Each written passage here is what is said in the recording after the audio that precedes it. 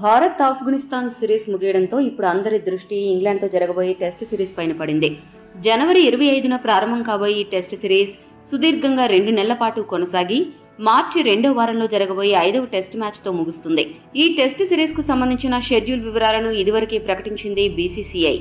హైదరాబాద్లోని Rajiv Gandhi international stadium వేదికగా మొట్టమొదటి టెస్ట్ మ్యాచ్ జనవరి 25న ప్రారంభమవుతుంది.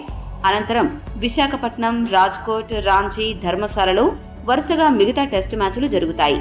హైదరాబాద్లో జరగబోయే మొదటి టెస్ట్ మ్యాచ్ కోసం రోహిత్ శర్మ నాయకత్వంలో తుది జట్టును సిద్ధం చేసే పనిలో పడింది భారత్ జట్టు యాజమాన్యం. WTC ఛాంపియన్షిప్ ను దృష్టిలో పెట్టుకుని టీమిండియా మాస్టర్ ప్లాన్ సిద్ధం చేసింది. అదేంటంటే ఈ టెస్ట్ మ్యాచ్ లో పిచ్ స్పిన్నర్లకు విపరీతంగా అనుకూలించనుంది.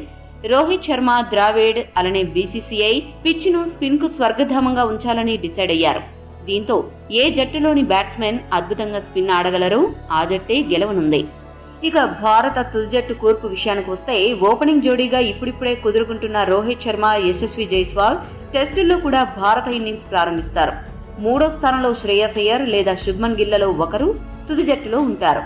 4వ స్థానంలో Virat Kohli రానున్నాడు.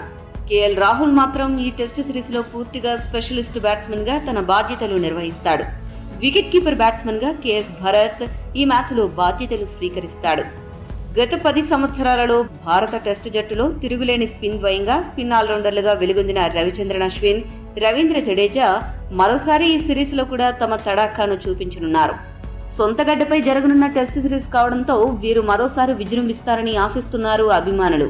Pitch spin friendly కాబట్టి మరో స్పిన్ ఆల్రౌండర్ అక్షర్ పటేల్ కూడా జట్టులో చోటు దక్కించుకోనున్నాడు. ఫాస్ట్ బౌలర్గా మహ్మద్ సిరాజ్, జస్ప్రీత్ బుమ్రాలు ఎంపికవుతారు. 3 స్పిన్ బ్రహ్మాస్త్రాలతో ఇంగ్లాండ్ను 3 చెరువుల నీళ్లు తాగించాలని టీమిండియా డిసైడ్ అయింది.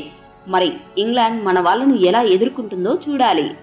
ఈ వీడియో మీకు నచ్చితే లైక్, షేర్, కామెంట్ చేయండి.